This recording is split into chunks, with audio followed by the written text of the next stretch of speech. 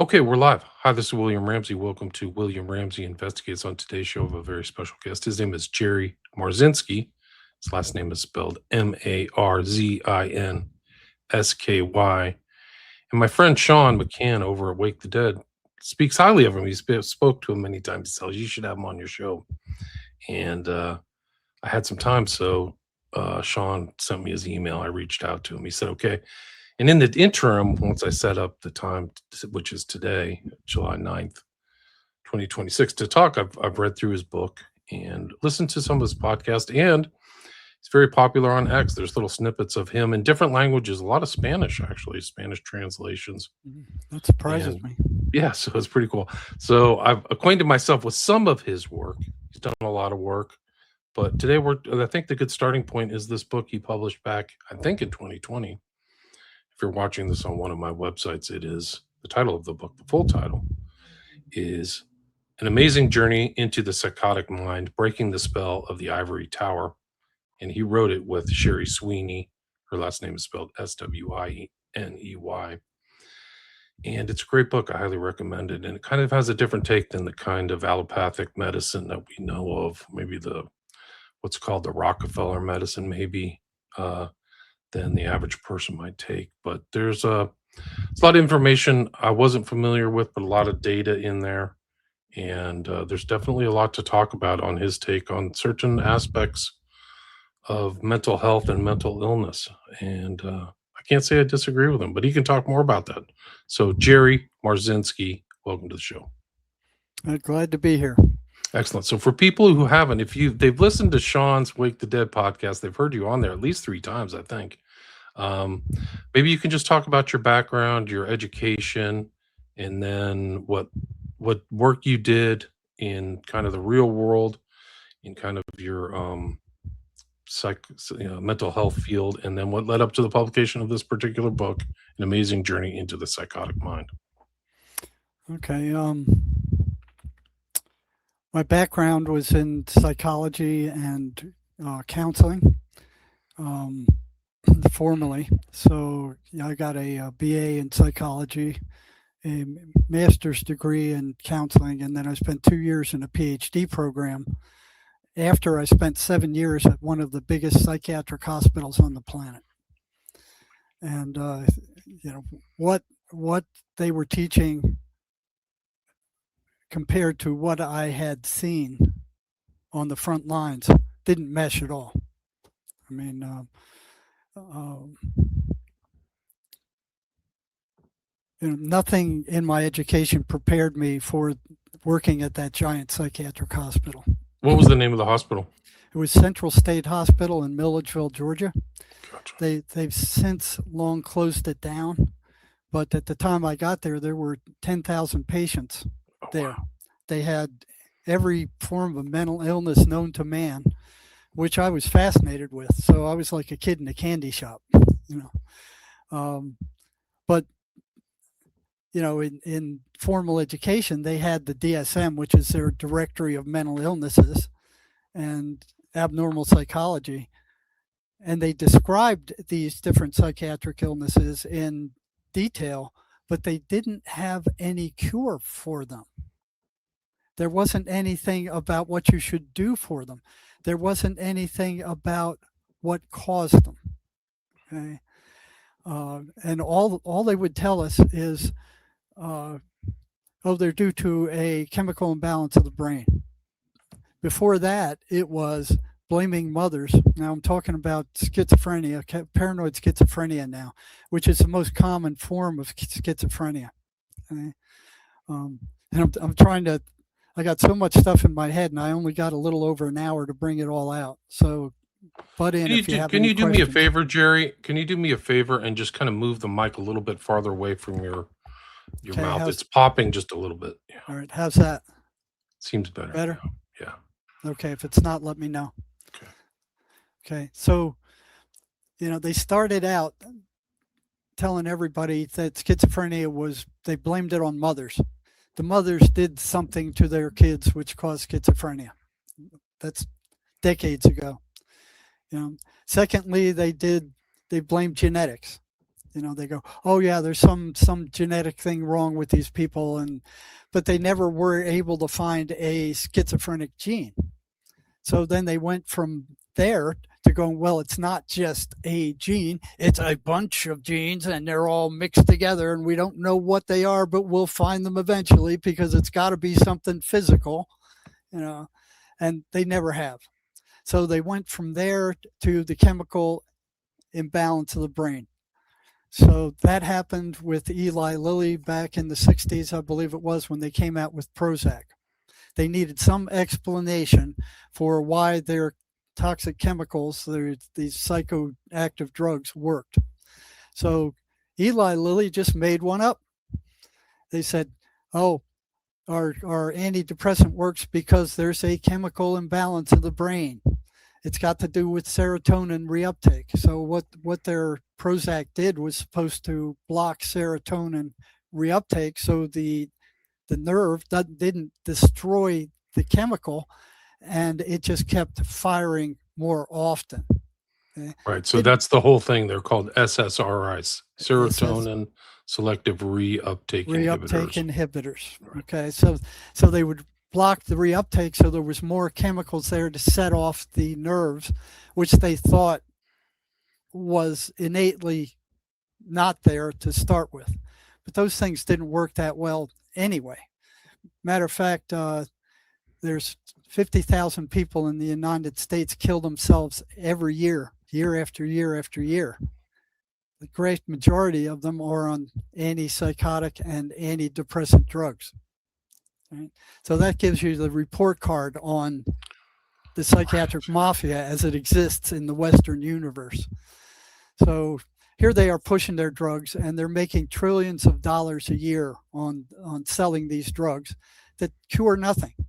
They cure absolutely nothing. Nobody's being cured by any of these drugs. All they do is address symptoms. So they reduce symptoms, basically.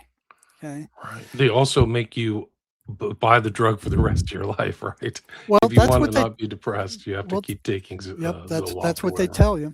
They say with both of them, they say, especially with antipsychotic drugs, which are horrible. The side effects are horrible. Right. They're just horrible. And that's why a lot of people go off them. They just can't stand the side effects because they are toxic. With long-term use, they do destroy your central nervous system, and it's permanent neurological damage. They call it echinacea. And what I saw when they saw that starting to appear when I was at the state hospital, they started, what it was a low-key trembling. There was due to the toxicity of the drugs. Instead of backing off the drugs, what they did is they added cogentin to treat the trembling, so the damage could continue. I mean, it would continue while the symptoms were tamped down. Right. Wow. Okay. So the solution is more drugs, right? More drugs. Which is why people are on multiple prescriptions now for their whole life. I know people like that. And then they tell you, they tell schizophrenics, hey, listen, there's no cure for this. And half the time they say that. And you've got to take these drugs for the rest of your life. It's totally untrue. There's a number of people that I've worked with who have recovered, and also other patients. And now I'm working with something called the MACE energy method, which is a cutting edge energetic psychotherapy. And what we found earlier was that these voices that the schizophrenics hear are not hallucinations. They run fixed, repeatable patterns. Okay. And I've got 23 of them on my website, okay, under articles. It starts with negativity. So that's one of the first things I saw in working with schizophrenics at the state hospital. Those voices were consistently negative. They never said anything positive. It was always consistently negative. And if they were hallucinations, as the psychiatric mafia insists, then they should run the gamut. Some should be positive, some should be neutral, some should be negative. They should be all over the place. Hallucinations, the content of hallucinations is not predictable. They're random. No. They should also not make sense. Some shouldn't even be sensible or understandable, right? Well, that's should true. Be gibberish. And that's what I believed they were before I got onto the front lines. So what they would tell us in graduate school is the voices are auditory hallucinations. So what's the first thing that comes to your mind? An auditory hallucination, word cabbage. You know, they don't make any sense, just like you said. Oh, they'd be all over the place. It'll just be a bunch of mumbo jumbo. That's not what I saw. These patients who were schizophrenic, paranoid schizophrenic, were arguing with the voices. They were talking to the voices. They were having long conversations with the voices. It was like listening to one side of a telephone conversation. You know, you could hear what the person is saying, but you couldn't hear what was coming in. Okay. Right. So that's the first thing that kind of blew me away as I saw these people talking to the voices, having conversations with them.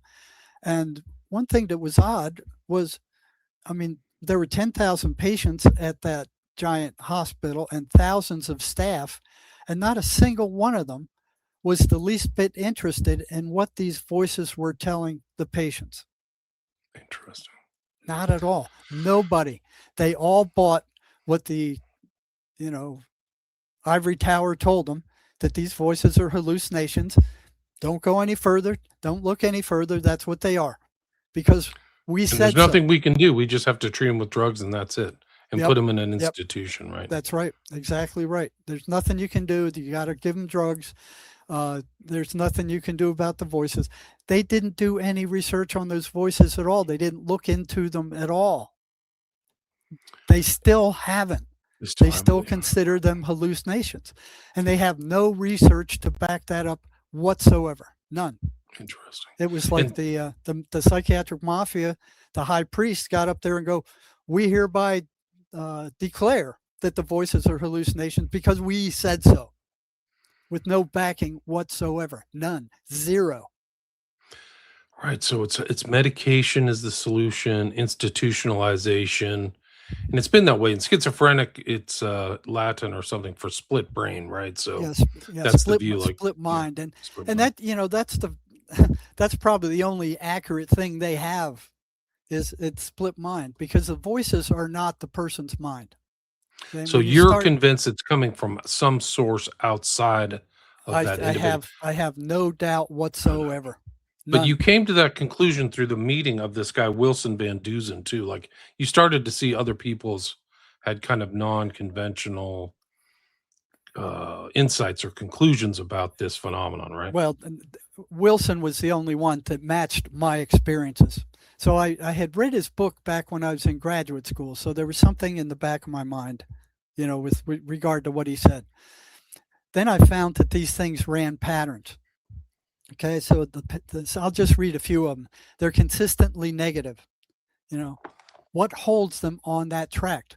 Why are they just negative? What holds them there? How come they're not random? And that was one of my first questions. They're anti-religious. They don't like preachers. They don't like the Bible. They don't like prayers. They don't like the person doing anything that's religious or spiritual.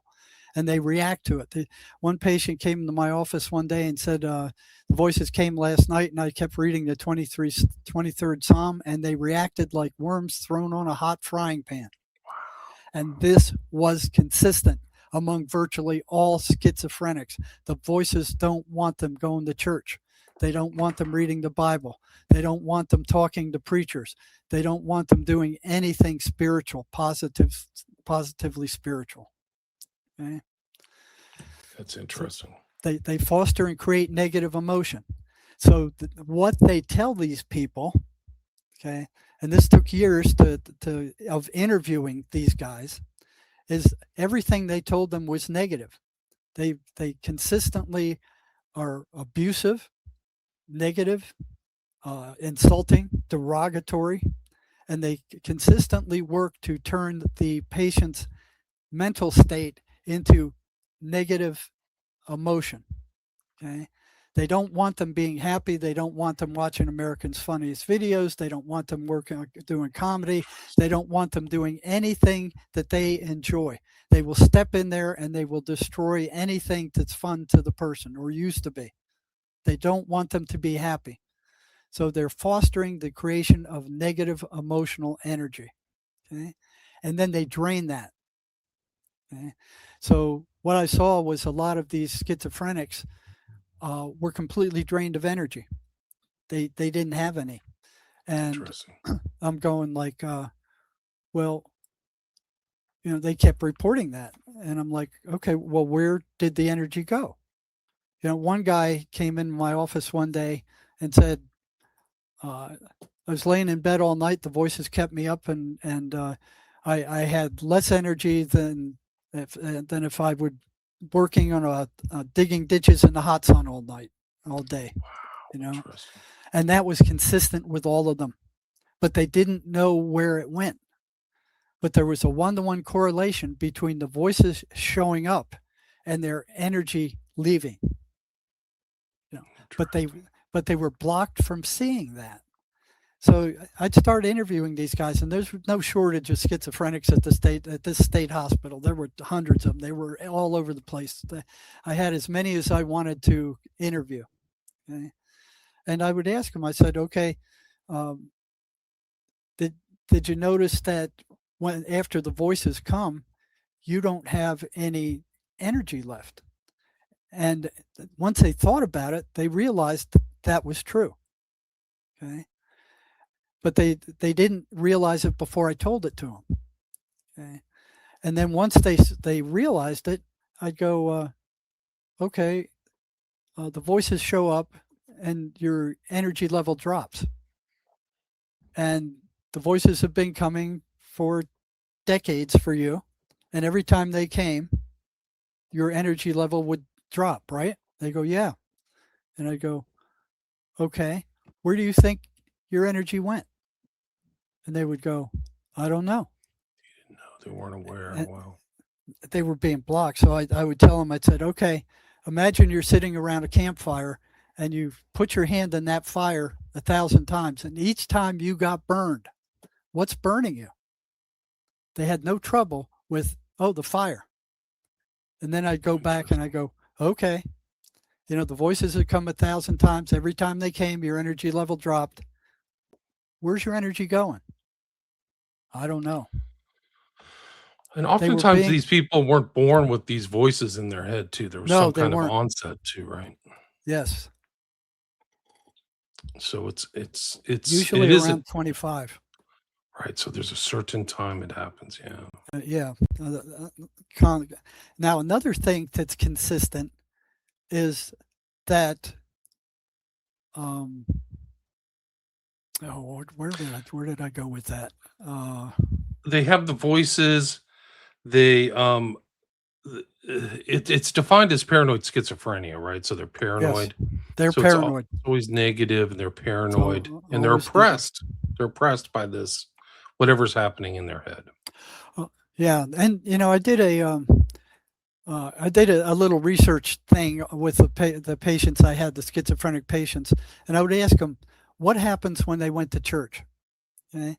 And it turned out that if the voices were weak, when they went to church, the voices shut up. If the voices were moderate strength, when they went to church, the voices would increase in strength and they would start talking and mocking the preacher. Wow. Okay? Saying, he's stupid, he's crazy. One of the favorite things they said is if they were praying, the voices would say, what makes you think Jesus is going to save you? He couldn't even save himself. They told that to several different classic patients. Anti-Christian mockery stuff. Yeah. And it's almost like they were all made from the same factory, because all of these patterns are exactly the same. Right. It's like there's some big factory in the sky that made these things, and they all run the same program. Okay? Right. It is interesting. So you have the similarity. You have people with the same diagnosis experiencing the same thing, and it's been called by the kind of powers that be, the ivory tower, so to speak, that this is incurable, and they're afflicted because of a imbalance of the chemicals. But you think, and other people think, that something outside. This is very consistent with kind of like New Testament belief that people are perplexed by other spirits. Like this is Well, yeah, you this look at is the right there in Bible. the Bible. Yeah. 23 times Jesus has cast these things out of people and more with his disciples. And yet this is supposed to be a Christian society and they won't even consider this. Right. Yeah, it's Now you scientism. look at It's a scientific worldview now. Yeah. what these people are doing. Okay, so they say it's a chemical imbalance in the brain. Okay. If you ever go to a psychiatrist, and those of you who have, okay, especially if you had schizophrenia, watch what happens when you go there. He will ask you questions for about 20 minutes, and then he'll give you a diagnosis. If it's a chemical imbalance of the brain, why doesn't he give you a blood test or uh, any kind of objective test, some kind of lab test to determine what chemicals are out of balance in the brain and how much? Right. It doesn't exist. Right. Like They they come can do up a with blood test on your, carbohydrates or whatever, your something. They don't, LDL levels, but they can't. Why can't they prove it for your brain? because they don't have anything to prove it. They don't even know what the chemical balance of the brain should be, let alone what the imbalance is. It's But made these, up. It's right, totally made up. these are standard diagnoses for a lot of ailments. It's not just schizophrenia or paranoid schizophrenia, right? Well, yeah, you look at same way with depression. They don't have any objective test to determine. Now, matter of fact, the almost 300 psychiatric diagnoses in the DSM, which is their directory of mental illnesses, there's not a single objective test for even one of them. None. Zero. It's all made up. They the psychiatrists and the big pharma get together in these groups once every 3 years and they make up these diagnoses. And then they put them in this book and they look all scientific. They got all these numbers, paranoid schizophrenia 303.10 and all these subcategories and subcategories. It looks like a real work of science. It's garbage. It's groups of behaviors that they have given names to. There is not an objective test for any of them. There is no lab test to prove their brain chemical imbalance theory. It's made up. These people are duplistic as the day is long. Right. And this is the basis of you call it a $1 trillion industry. It really is. Like if you look at all of these big pharma things, it's just hundreds of billions of dollars is dependent upon really fraudulent science. Would you agree with that? I would totally agree with that. They're a bunch of shysters. Now, Yeah. not to say now that, being on the front lines for as long as I have, working in emergency rooms in state prison and, in the psychology department. And I've seen psychiatric patients that there was no other way to control them. They were so dangerous that they had to be full of these drugs. There was no other way to control them. So what you're saying is these schizophrenics are having what you believe are inputs from some other place, outside of their mind, but also have physical effects in the real world. They're dangerous. They strike out. They can hurt themselves or others, right? Yes. Yeah. That's a biggie. And a lot of them are suicidal. And the bottom line with them too is that there's a lot of trauma. They have a lot of trauma going on in their background. And what's interesting is this cutting edge new psychotherapy that we've been working with that just came out a few years ago. It's called the MACE energy method. Works better than any other psychotherapy I've ever seen in my life. It's quick, it's accurate, it gets rid of trauma. And working with schizophrenics, there's 2 of us now trying it out with schizophrenics, and it doesn't work that great. We probably got maybe a 15% cure rate, which is much higher than what psychiatry's got, but it's still pretty low. But what was interesting is 2 of us working with different schizophrenics, the voices started complaining after we started removing and negating the trauma that they didn't have enough energy. That happened twice. So when you take away that trauma, that negative emotional energy that it generates starts disappearing. Interesting. And I found that fascinating.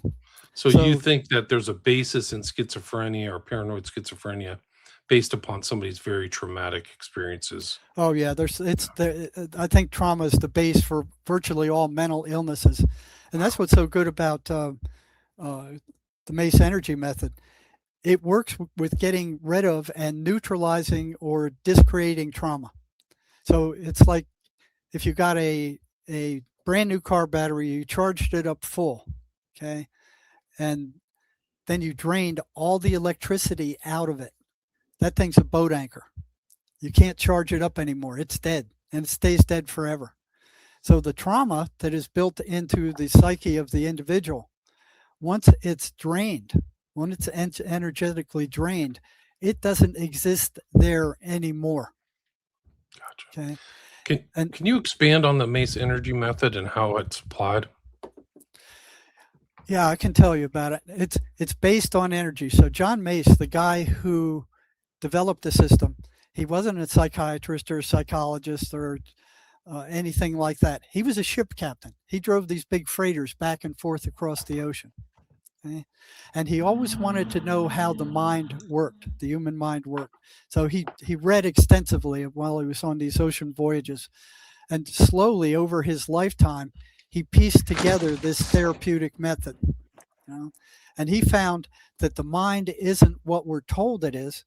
He said all the mind does is take pictures of where you put your attention. Okay? Interesting.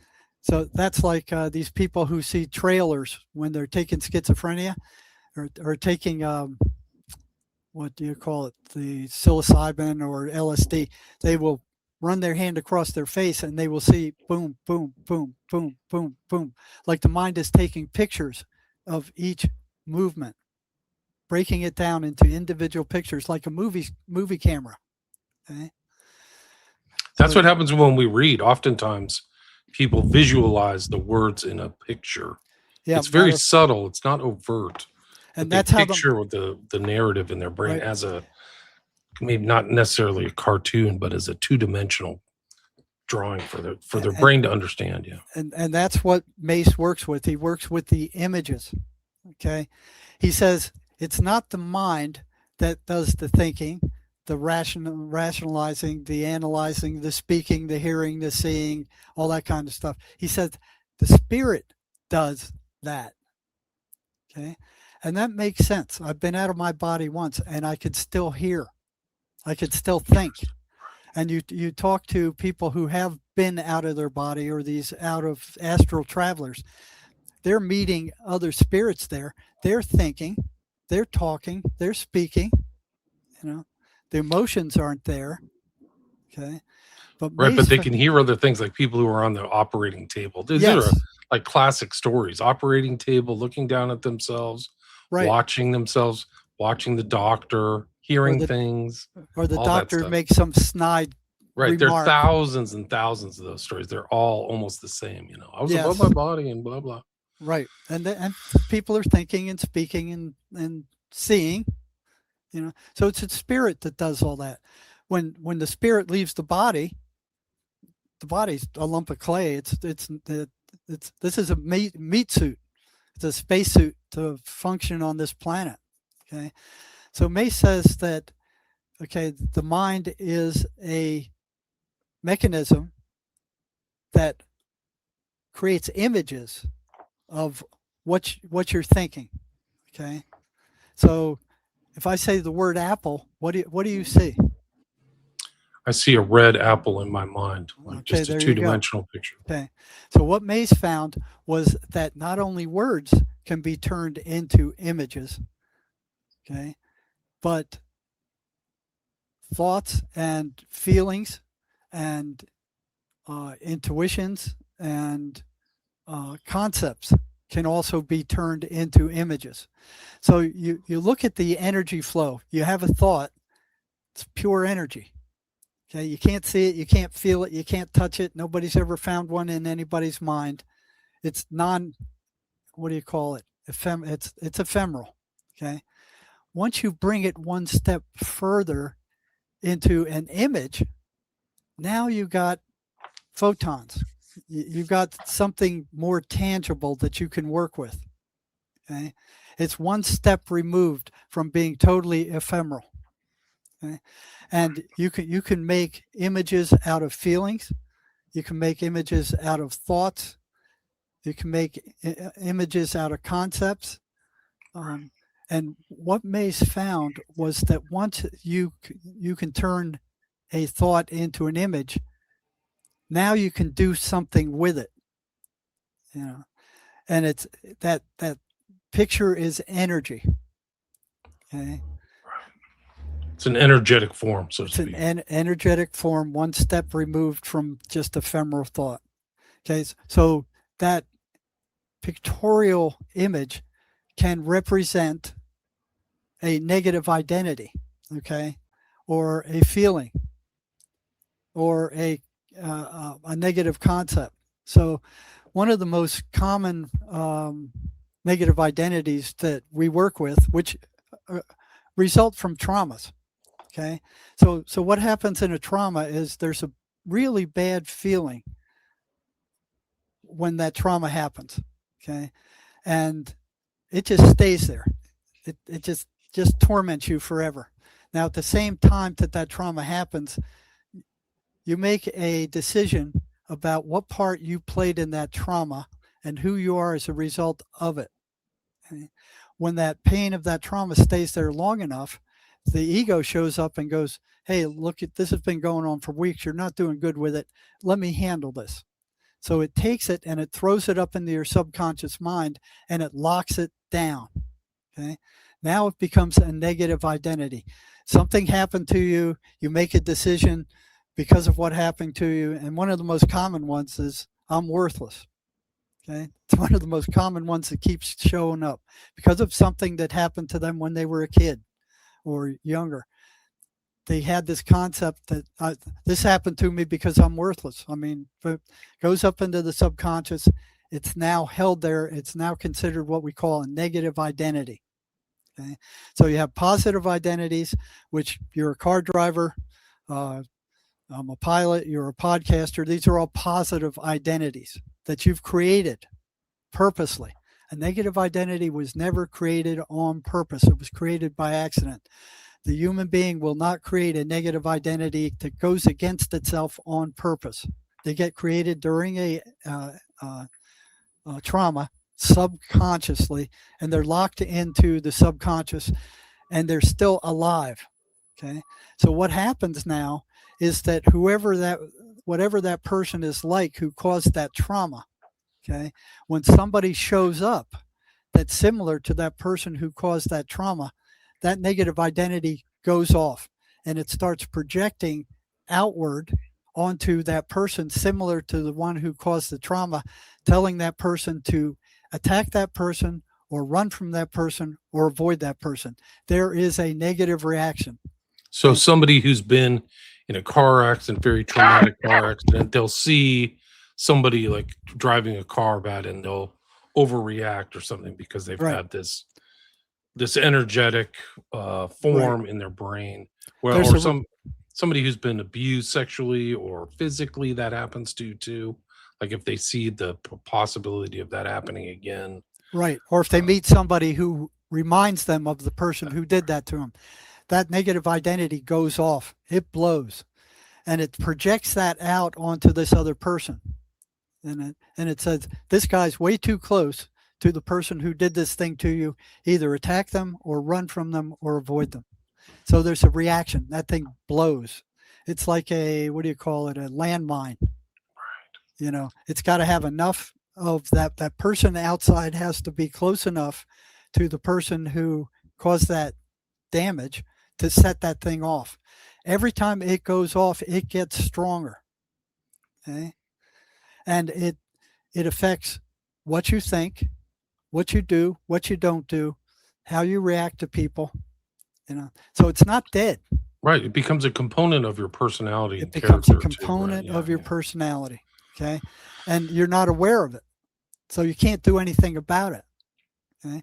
So what Mace does, that's negative energy. It's a big pool of negative energy. Mace goes and it identifies what feelings are in that negative identity. You know, anger, hatred, fear, all these feelings that are compose that negative identity. Okay. And then the person is asked to turn it into an image. Okay. Once it's an image, now we can get rid of it. Okay. So if you connect that negative energy to the person's spirit, which is pure positive energy. So the Bible says your spirit is a spark of God. It's pure positive energy. Okay. There's nothing negative about it. It's a little spark of God. Okay.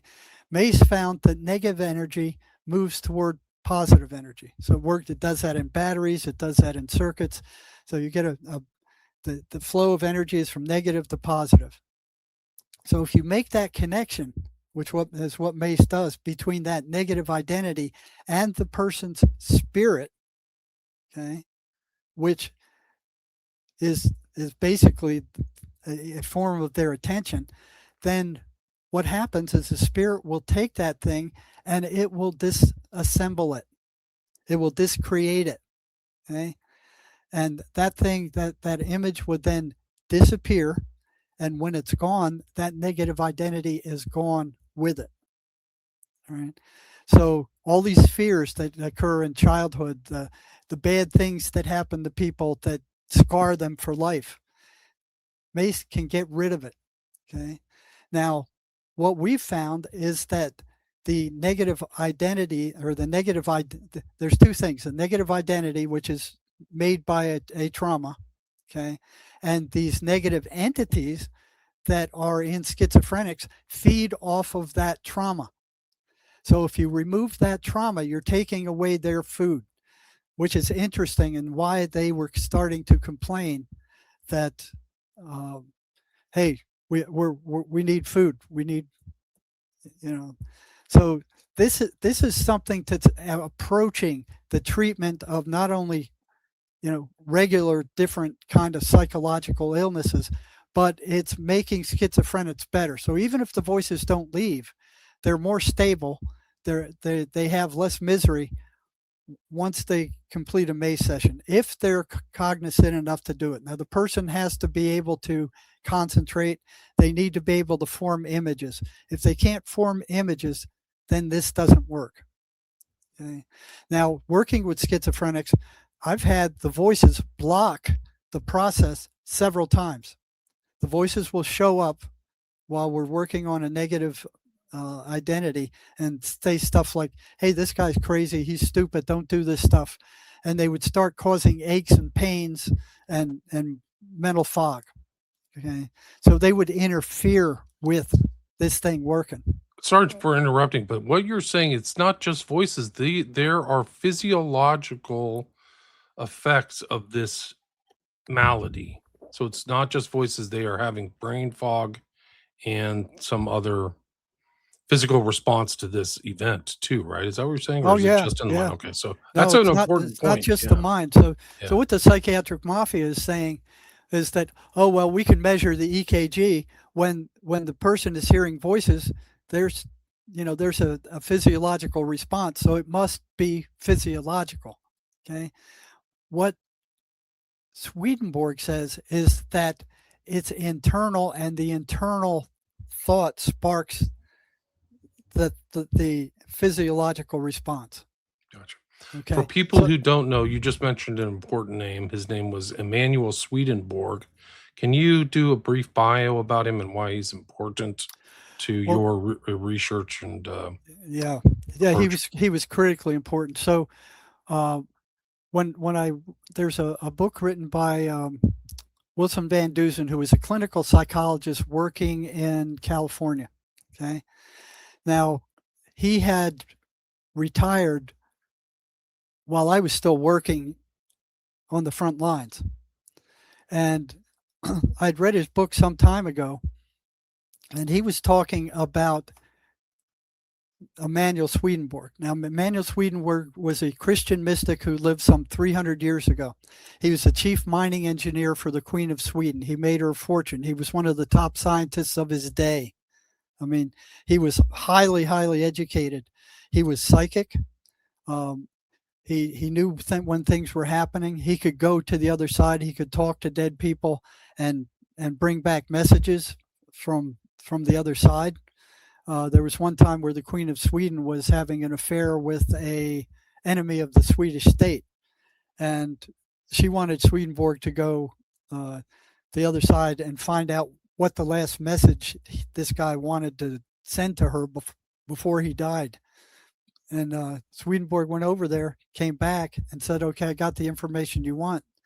And she said, "Okay, tell me what it is." And he said, "No, no, no." And she said, "I don't have any secrets from my court." He goes, "No, no, no, no, no, no." So he whispered it to her, and she fainted, fell over.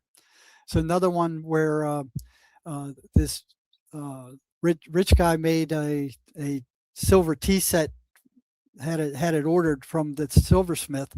The silversmith died, and it was very expensive. And the guy who ordered the set didn't pay the wife, and then said, "You got to have the receipt to prove, before I pay you." And she didn't know where the receipt was. So she asked Swedenborg to go to the other side, talk to her husband, and come back and tell her where the receipt was. So he did that. He'd usually stay away for 3 days at a time. Came back. He said it's behind a fake drawer in his desk. They opened it up, and the receipt was there. So after a brilliant scientific career, Swedenborg said Jesus Christ showed up to him and said, "Okay, enough of this scientific stuff. I'm going to give you access to heaven and hell. I want you to interview the people there and come back and write about it so people know what heaven and hell are." And he goes, "Okay, your will." Okay, so he did. And his first book was Heaven and Hell. So while he was writing about, he wrote about both those. He wrote the book Heaven and Hell, and he interviewed a lot of the demons in hell. Now, Van Dusen in California was also interviewing his psychotic clients too, and asking them about their voices. And he was trying to make friends with those voices so he could get more information out of them as to what they were. Okay. Now, when I tried that at the state hospital, the psychiatrists found out about it. They threatened me. They said, "You're making the patients worse. You keep asking them questions. You're reinforcing their hallucinations, and you're making them worse." I was ordered twice to not ask them questions about their voices. So Van Dusen was doing that even before I was. So he knew what they were like. And what he found, he was also a Swedenborgian. He found that there was a 1-to-1 correlation between these evil spirits that Emanuel Swedenborg was interviewing, okay, and what the schizophrenics were telling him their negative voices were like.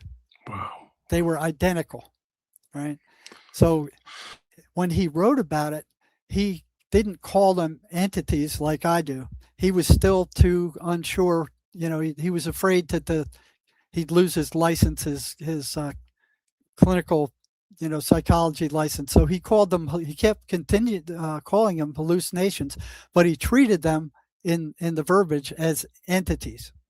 Now, in order for me to speak like I'm speaking to you, I had to drop my license, because I knew they would have went after me. They would have drummed something up and they would have done it, because this flies in the face of what they're doing.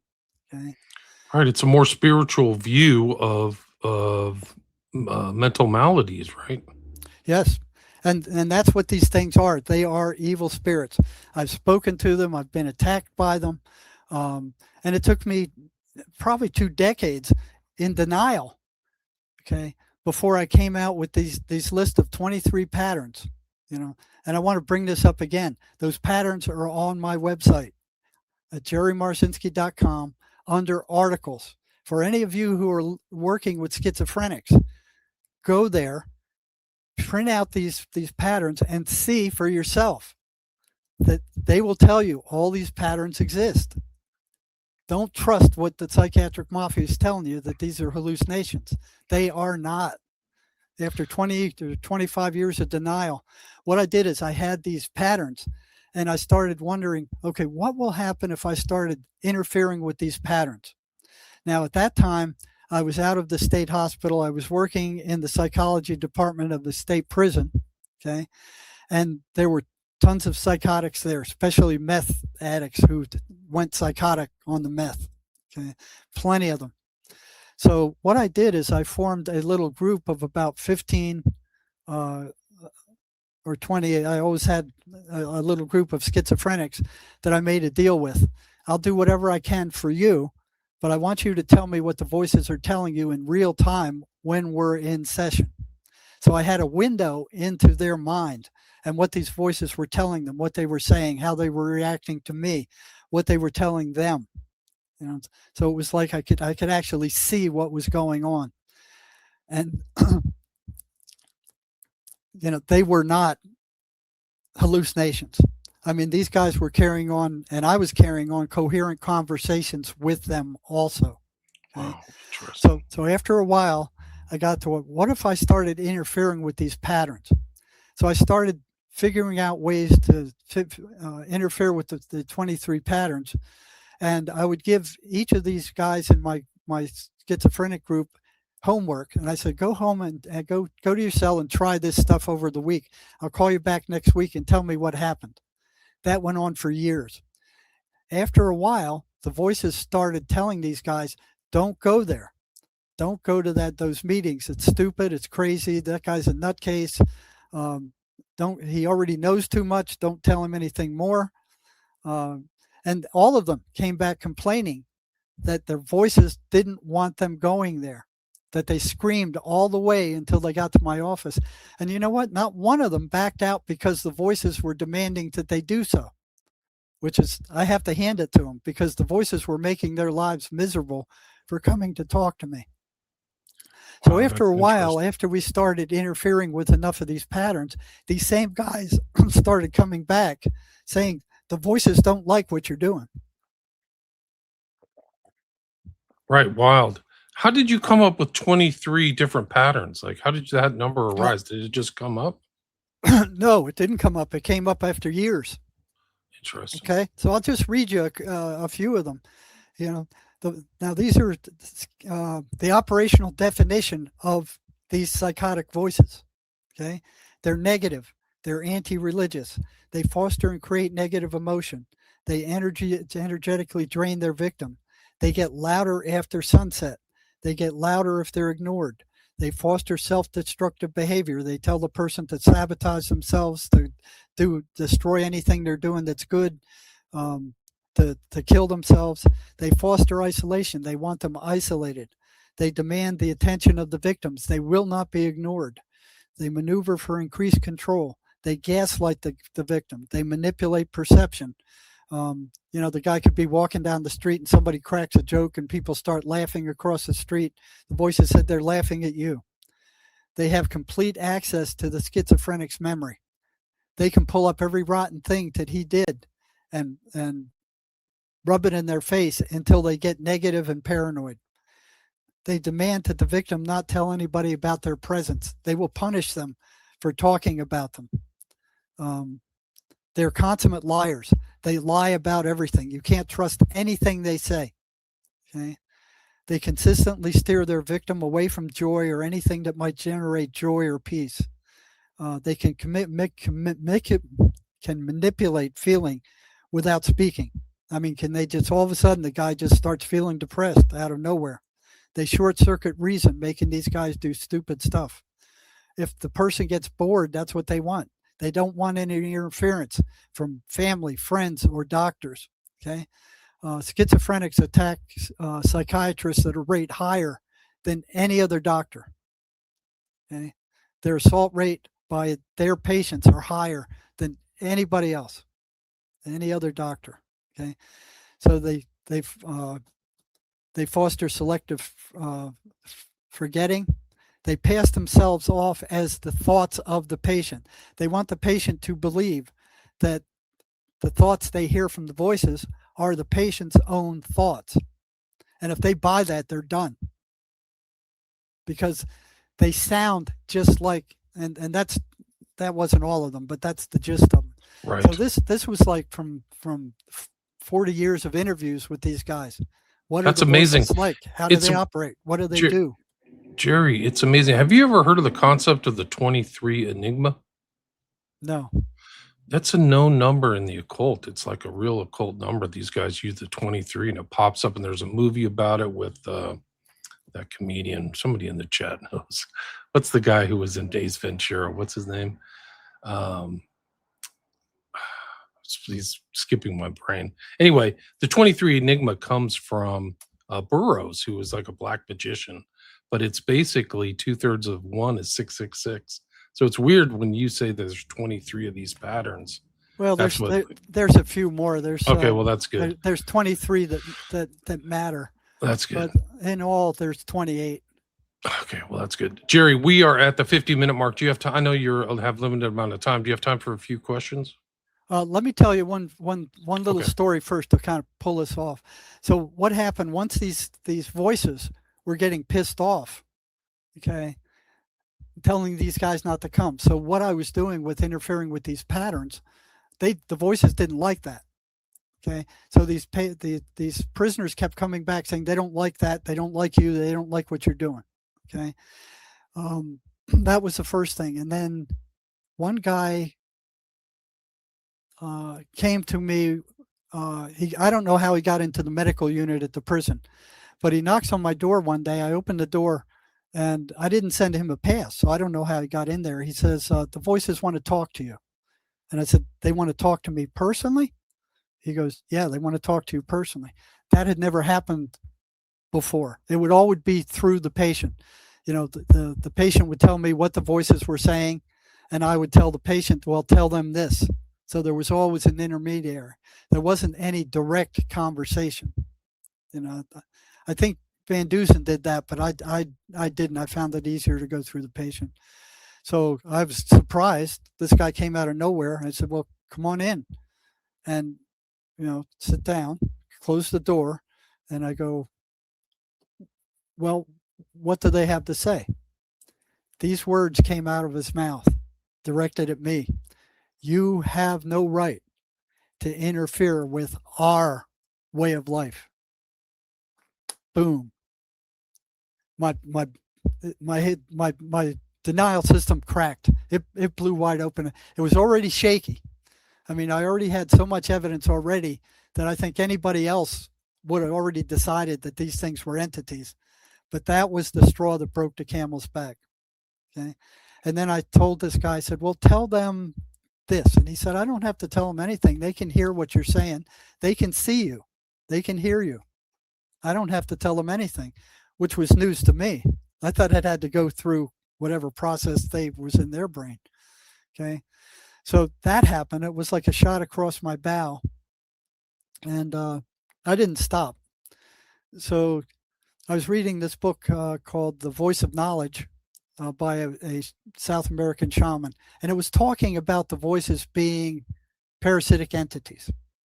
Right. So I brought it into the prison with one of the prisoners I was working with.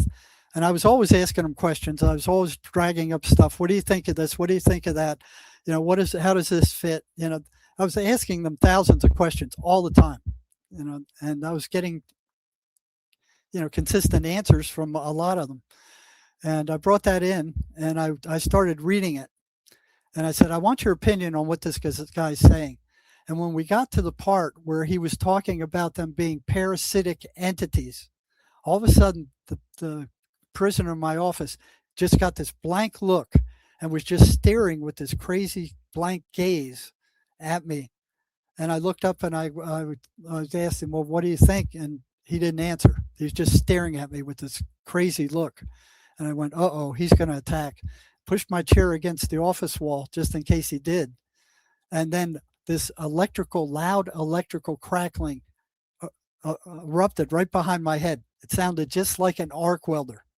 It's like crack, crack, crack, crack. And I'm looking at him and he doesn't respond at all. He's just staring with this blank stare. And then that electrical crackling starts moving along the wall to the right and then up the right-hand wall of my office. Just crack, crack, crack, crack, crack. I couldn't see anything. I couldn't smell anything. It was just the noise, but it sounded like electricity. And I turned to him, and it sounded just like an arc welder. And I turned to him. I say, "You hear that?" And he doesn't say anything. He's just staring at me. So it goes up to the ceiling and then across the room where I could see him and where the noise was coming from also. And I was halfway thinking he's going to attack. So I was afraid to take my attention off him. That crackling went down the left wall, jumped into a Rubbermaid trash can right by my left leg. And I look down there and I hear the crackling, but there's nothing in there. There's no papers. The inmate porter had cleaned it out the night before. And then it stopped. Boom. It just stopped. And he slowly moves and gets up and he goes, "I gotta leave." And he shuffles out. And I'm like going, "Yeah, get out of here. Go, leave." And I got up and I examined the walls. There weren't any burn marks on them. I went out into the hall. The nurses weren't in yet. The doctors weren't in yet. There was no rational reason for that thing to exist. There was no cause that I could see. Right? I didn't call this guy back for like 3 or 4 months.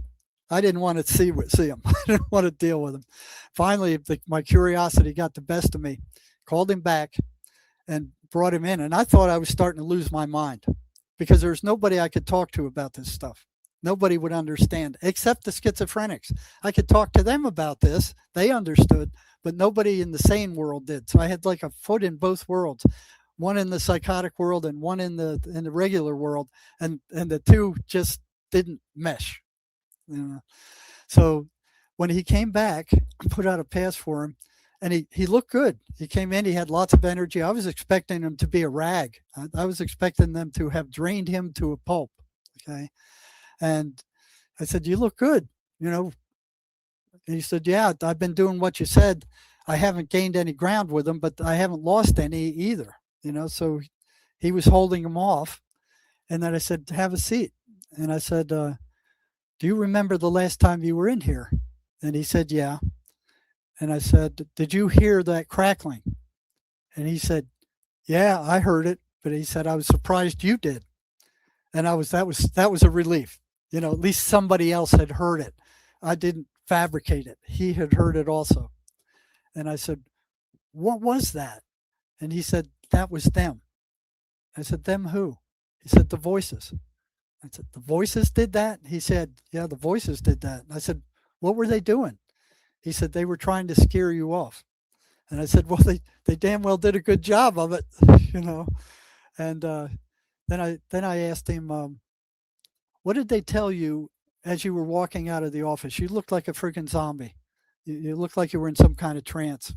He said, they told me to go get a shank and stick it in your belly." And I was thinking, nah, he wouldn't do that. I've worked with him for 6 months. He made good progress. He's holding the voices off. I know this guy. And I asked him, I said, "Well, why didn't you do it?" He said, "I couldn't find one and nobody would give me one." Right. So that's the only reason you weren't assaulted. These are all really consistent with like demonic oppression and stuff like Yes. that, where they Yeah. talk in like we know this. And Yeah, yeah. It's like when Christ met the one with Legion, like we are send Legion. us into the pigs, send us. Right. I've even had one of them respond back as I asked him what his name was, and he said, "We are Legion," just like the Bible. Exact same thing. Yeah, I think it's that happened twice. Okay, I only got about 15 minutes or so. So okay, you can. You definitely have some fans here. There's no question about it. Let me check these. Let's see. We can come back at another time. Yeah, for sure. I'd love to have you back. I feel like I could pick your brain for hours at sea. Oh, I just covered a fraction of what there is to talk about. Michael says, "Good to see Jerry here on your channel. I've been following it since he first came out. Very important information." Gerald talks about, this is Kaczynski. "Imagine a society that subjects its people to conditions that make them terribly unhappy, then gives them drugs to take away their unhappiness." Yeah. And turn them into zombies. They're still unhappy. That's the whole thing. The drugs don't work. They're still unhappy, but now they're zombies. They're not fully human. Right. R. Murray, love this guy. Oh, that's great. This surprises me. These reactions. I don't usually get reactions. Bart says he had full surgical awareness experience. Yep, these are common. A lot of people don't. You don't go out to a bar and tell about your surgical awareness, but if you get See, into people, they will tell you their spiritual experiences, their surgical, their out of body experiences. Their see the surgical awareness thing where he's experiencing discomfort from that's something that Mace could get rid of in an hour. It'll be gone. It won't be there anymore. Leha says, "I love the work of Jerry, where Jerry Marzinsky has done. Absolutely amazing." So this is interesting because I never get to see the feedback. Well, here's your chance. Fasting Crow, the things they see and hear are never positive, always negative. Schizophrenia Always is negative. an open portal the brain doesn't realize. Yeah, I think you're right. Yes, these are negative entities, and they blend with the person's spirit, and they want the person to believe that the person is them. And they will tell them, I had patients ask them, "Who are you? What are you?" They say, "We are you." Gotcha. Gerald, thank you, William. Jerry's a hero. So you got I don't know about that. Leah, funny, I was speaking to my aunt about Jerry's work because my aunt had really had depression and she would hear voices when entering a church and graveyard. It's all consistent with what you just said. Sam, another great show. Very fascinating. Thanks, guys. Thanks, everybody, for listening. Let's see. Nothing hard. Man willing to stand up to evil men. Oh, there's a question. Bart says, does Jerry think SSRIs can cause temporary psychosis? Can you address that? I've never heard of it doing that, but it will gork you out, and there are tons of side effects, and like I said, 50,000 people a year are killing themselves in the U.S. A great many of them on SSRIs. And matter of fact, there's a warning on some of the labels saying, "Beware of suicidal ideation," and they're still selling this crap. Yeah, it's amazing. And they don't work, guys. They actually, you get really bad withdrawals, like Jerry was talking about frying your nervous system. And I wouldn't be surprised if they formulated them that way, especially Wellbutrin. Wellbutrin's almost as hard as getting off of nicotine or heroin. Yeah, I've heard that too, like really bad. I've got a question for Jerry. How intelligent do you believe these voices are? Do you have any thoughts on that? That's a good question. Yeah, I do. Some of them are very stupid. Some of them are just morons. Like there was one that it would say, "Hey, hey, hey," to the schizophrenic, and the schizophrenic was going, well, does he mean hey like horses eat, or does it mean like hey you?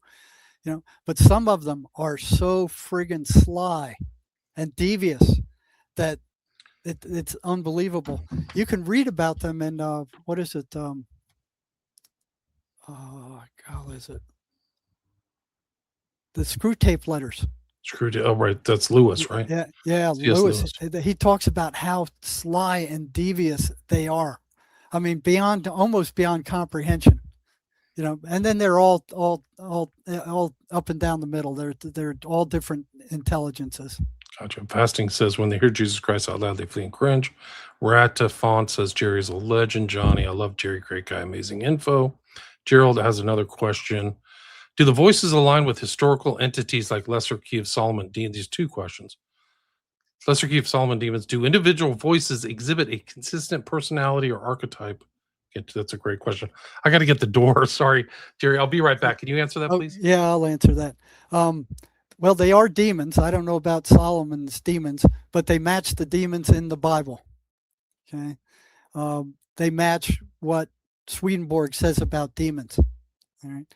Now, with consistency, the voices are like assigned to destroy certain people. Okay. And those voices are consistent. The person would say, yeah, this one's been with me for 10 years or, but their personality is consistent. It doesn't change. Okay. Now, I did have one patient where it was a girl where the voice wasn't doing a good enough job of making her miserable, and there are echelons. So the level above her came and removed that one, okay, and gave her a much nastier one. Okay, sorry about that, guys. Jim Carrey, that's it. There's a movie called 23. Let's see. We already answered that. We struggle not against flesh and blood. Yeah, that's the famous Ephesians 6:12. That's a huge psyop, convincing everyone they're involved meat and not divine. If that's what her soul's about. Yeah, it's a huge psyop. I think that that's really it. Like Swedenborg's really interesting. I was trying to remember, but he's influenced great artists like Blake was Oh influenced yeah, by Swedenborg. He was considered a Swedenborgian. yes, And and also that's what Wilson Van Dusen was.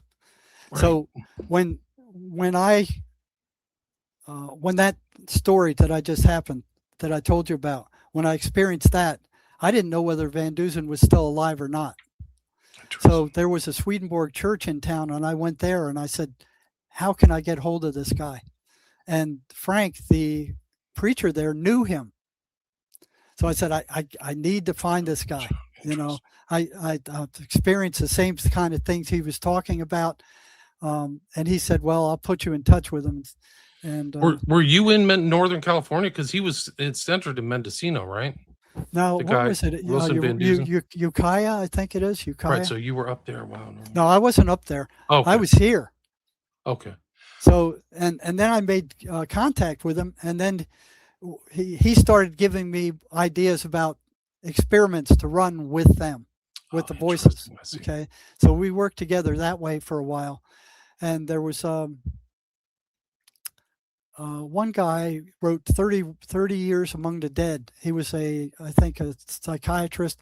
He would give schizophrenics static electricity shocks, and that would drive out the voices.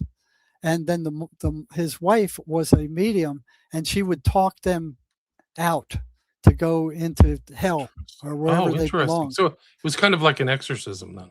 Yeah, kind of. And once she got them there, once she got them into the light and had somebody come and pick them up, the voices were gone then.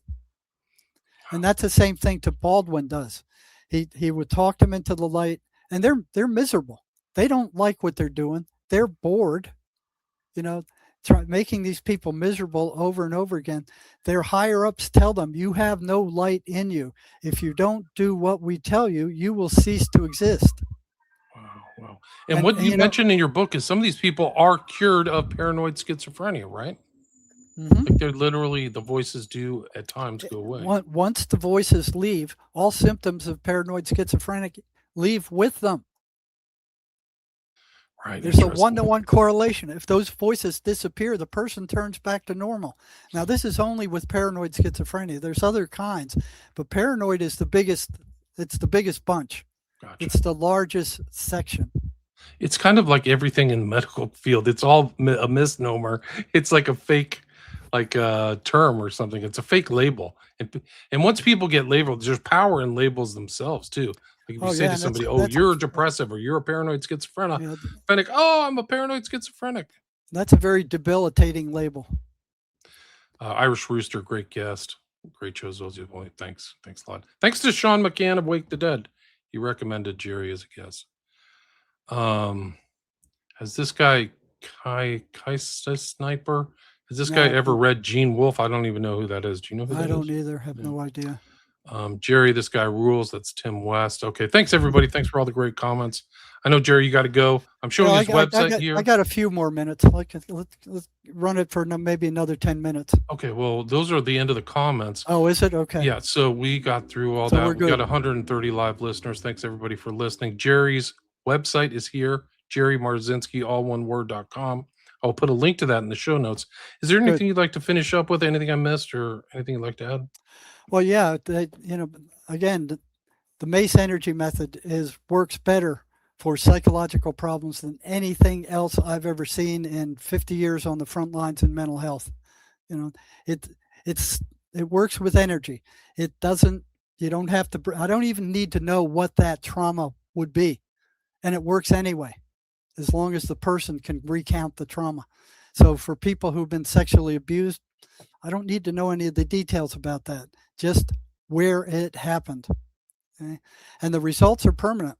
Once that negative identity is gone, you're free of it. That energy now returns back to you. Yeah, it's interesting. That the basis of trauma is the basis of so many people's problems in life. Yes. I think that's really like a lot of these bad, evil people and actors, they like deliberately try to traumatize people. Yeah, like what is it that Jeffrey Epstein. yeah, Epstein and what is that He deliberately tried to traumatize his victim. So it wasn't just about the sex. It was like, I'm gonna really wreck you and traumatize you, like make you a good kind of like a slave by through traumatization. Like that, this is a common theme in a lot of his victims who I've been listening to. and also that government program, what it starts with an MK M, Ultra. MK Ultra, Yeah, yeah. same thing. They just had that hearing last week, so it's back in the news. It's kind of interesting. Jerry, thanks so much for your time. Really appreciate it. Thanks for all the listeners. Please share the show. You can click the notification button if you like listening in. The chat's always super smart. I really appreciate all the questions and the involvement. I have a great chat. And anything else you'd like to add, Jerry? Nope, just visit my website. There's a free program on there for OCD, and it also helps with schizophrenia. It's called the That's a Lie program. It was developed by Sherry Sweeney, my co-author. She heard voices when she was a young woman, and she beat them with that program alone. So even though it'll sometimes get rid of the voices, works well with OCD, it will help schizophrenics improve. So because they're such liars. If you don't believe what they say, they can't get their claws in you. Gotcha. Right? So there's like 3 sections to it, and it's free. Just go get it under articles. Jerry, that's the best place to reach you as well, is that website, right? Is your website. Yeah, that's the best way to reach people want to follow up, they can do it there. Our intro was basically covering your book, but there's a lot more information that you have, obviously. And the book we covered is the one you published in 2020, An Amazing Journey into the Psychotic Mind, Breaking the Spell of the Ivory Tower. And again, the guest is Jerry Marzinsky, Marzinsky. Thank you so much for your time. Okay, you're welcome. Thank you. Stay there.